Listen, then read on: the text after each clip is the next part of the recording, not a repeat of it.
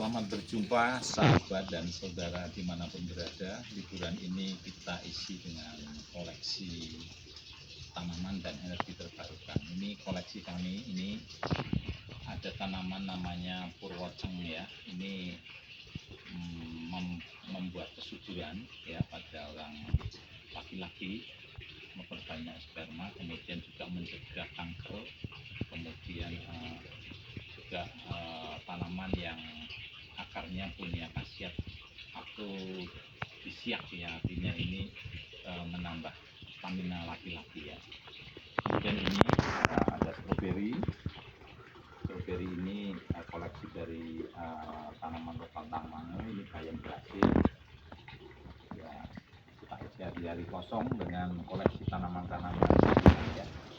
Kemudian ini ada tanaman ini tanaman selada romaine, ini koleksi dulu bibitnya dari Dr. Yohanisa ya, dari Flores ya. Ini saya kembangkan, mau saya buahkan ya, saya regenerasikan. Nah, ini cara panennya begini sebetulnya ya. Kita nggak boleh petik semuanya, ini harus dipetik paling enggak ini ya. Jadi disisakan kira-kira 3/4 daunnya ya, supaya apa? Ini nanti masih tetap tumbuh dengan baik ya. Ini selada yang cukup enak ya. Jadi ini cara panennya pentingnya begini ya. Jadi jangan dipotong semuanya. Nanti supaya nanti harapan kami bisa berbunga dan berbuah. Oke, ini tanaman ini kita aliri dari sumber air lereng Lawu ya. Oke, saya mau menjelaskan sumber air lereng Lawu yang kita manfaatkan untuk energi. Jadi ini air lereng Lawu. Ini air kita masukkan dalam pipa. Coba segini pipanya, kecil sekali dong. Tidak ada tempat ini. Jadi airnya. Nah, kemudian pipa ini tengahnya kita pasang turbin. Ini turbin ya. Ini turbin ini memutar kumparan di medan magnet sehingga menghasilkan listrik arus DC ya, arus DC. Kemudian kita alirkan ke lampu LED. Ini lampu LED ini temuan dari Profesor Nelson Tansu, itu orang asli Indonesia tapi guru besar di Amerika. Jadi temuan dia, ini LED ini mampu menghemat energi 10 kali lipat daripada lampu-lampu poklam biasa itu ya. Jadi cukup menghemat ya. Ini luar biasa, ini penghematan energi, temuan dari orang Indonesia yang sekarang berada di Amerika.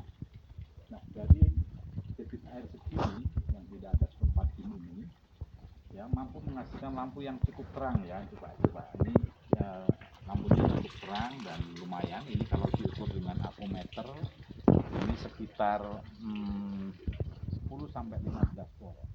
Cukuplah untuk penerangan malam hari ya. Nah, ini sengaja saya pasang secara paralel. Kenapa? Karena dengan memasang merangkai elektronika secara paralel ini akan kita dapatkan voltase yang cukup besar. Jangan dipasang seri.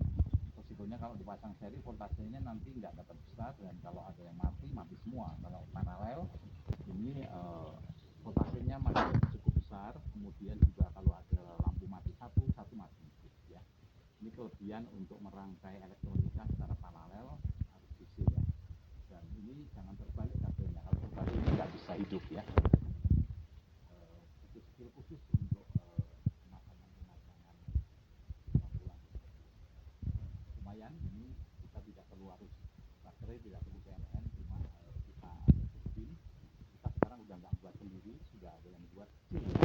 Ini harganya sekitar ya 95 sampai 100 ribu.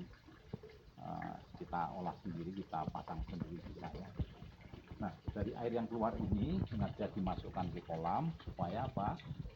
Kalau malam hari itu banyak serangga yang mengunjungi lampu ini, jatuh dimakan ikan, sehingga kita juga menghemat pakan ikan ya. Jadi pakan ikannya cukup lumayan menghemat, sehingga ikannya cepat gemuk dan harga pakan juga tidak terlalu boros ya. Oke, kemudian air ini juga tidak kita langsung buang ke kolam, tetapi dimanfaatkan untuk menyirami ini ya, menyirami.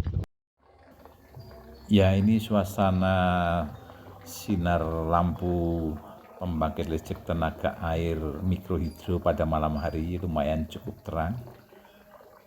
Oke, sampai sekian sahabat dimanapun berada, mudah-mudahan bisa bermanfaat untuk semuanya. Terima kasih, sampai jumpa lagi.